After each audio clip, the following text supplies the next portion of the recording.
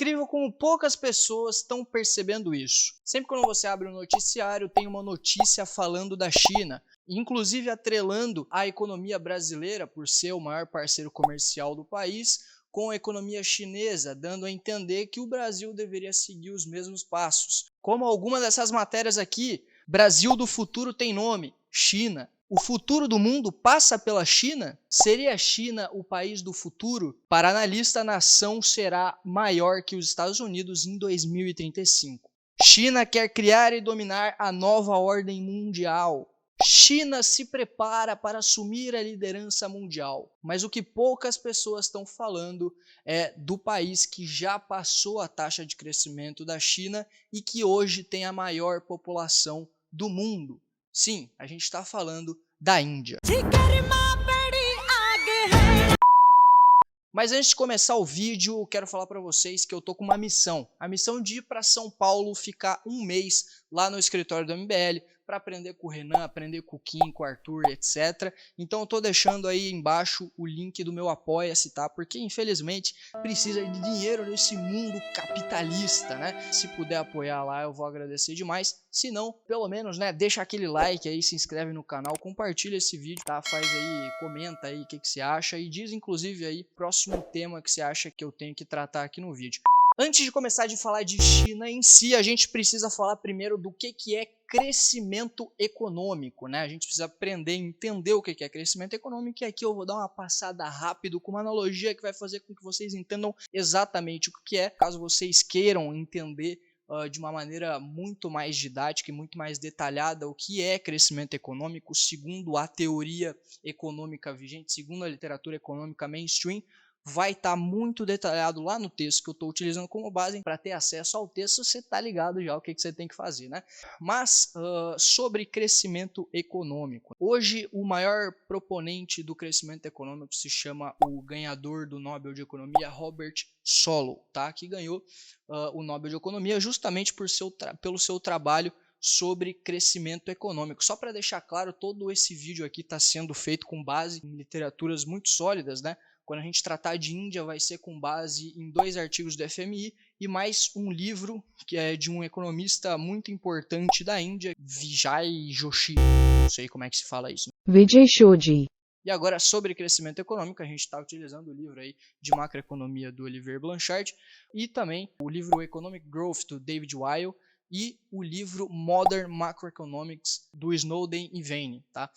Crescimento econômico, né, segundo a função de produção lá do Solow, basicamente funciona de 2 formas, né? Eu vou utilizar aqui de uma analogia para que vocês consigam entender. Vamos supor que você tenha uma empresa de cortar árvore para transformar em lenha. Vamos dizer que você tem 5 lenhadores. Como que você pode fazer para produzir mais lenha? Porque afinal, crescimento econômico se trata de PIB. E o que é o PIB? É justamente a produção de um determinado país em um determinado tempo, né? A produção de todo o país naquele determinado tempo. Fazendo a analogia aqui com a empresa, o que você tem que fazer para produzir mais, né? Ou seja, nesse caso, como é uma empresa de cortar a árvore, como é que você vai fazer para cortar mais árvore para transformar em lenha?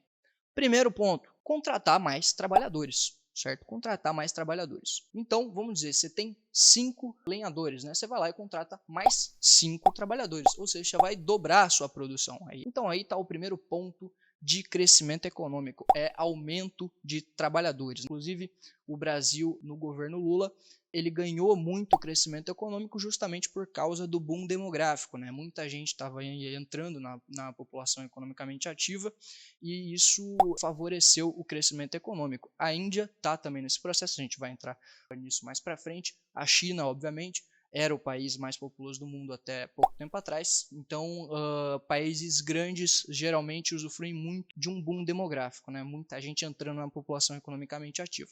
O outro ponto de crescimento econômico qual é? Você tem lá, você contratou mais 5 trabalhadores, mas você só tinha 5 machados para cortar as árvores, porque antes você só tinha 5 trabalhadores, né? Então agora o que você tem que fazer? Você tem que comprar mais machado.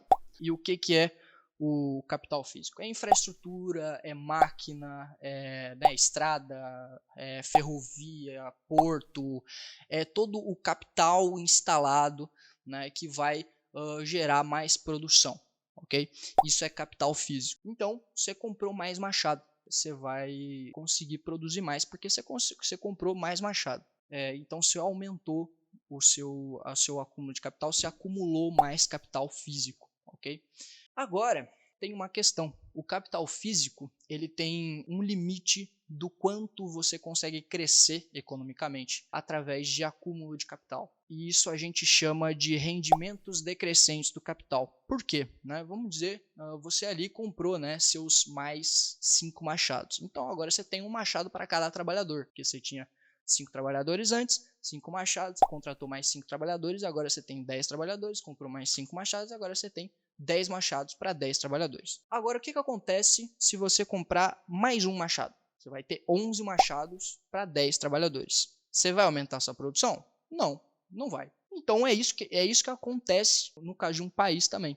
Chega uma hora que a razão capital PIB está tão alta, o crescimento econômico ele começa a não ter mais o mesmo efeito que tinha quanto era antes, quando você não tinha tanto capital acumulado. É isso que está acontecendo com a China hoje, porque boa parte do crescimento da China veio por acúmulo de capital. É o que aconteceu com a União Soviética também. Economias que são planificadas, que são centralizadas, elas têm uma facilidade maior de acumular capital. Foi isso que fez com que a União Soviética, por exemplo, e essa é a explicação do Paul Krugman, também mais um Nobel de Economia, economista neoclássico, para o declínio da União Soviética. Ele chegou numa razão capital PIB tão alta que acabou não se sustentando. Como eu estava falando aqui, você tem 10 machados para 10 trabalhadores. Você não consegue mais contratar trabalhadores. Então você não consegue mais ter aumento de produção na sua empresa contratando mais trabalhadores. Você não tem mais dinheiro ou simplesmente não tem mais gente para contratar, não existe mais, já acabou. Tá todo mundo empregado, não consegue mais contratar gente. A vida do desempregado é uma vida sofrida. Então, como que você faz para aumentar a sua produção? Deixa aí nos comentários antes de eu responder. O que você acha que eu tenho que fazer para aumentar a minha produção sem contratar mais trabalhadores e sendo que se eu comprar mais machado não vai mudar nada? O que eu posso fazer? Eu posso comprar uma motosserra, por exemplo. Eu posso botar os meus lenhadores de uma maneira com que eles se tornem mais eficientes em um determinado espaçamento ali na área que eu corto a lenha, não sei. Eu posso fazer alguma coisa que vão fazer com que eles se tornem mais o quê? Produtivos. Essa produtividade se chama PTF, que é produtividade total dos fatores. O que são esses fatores? Os fatores de produção.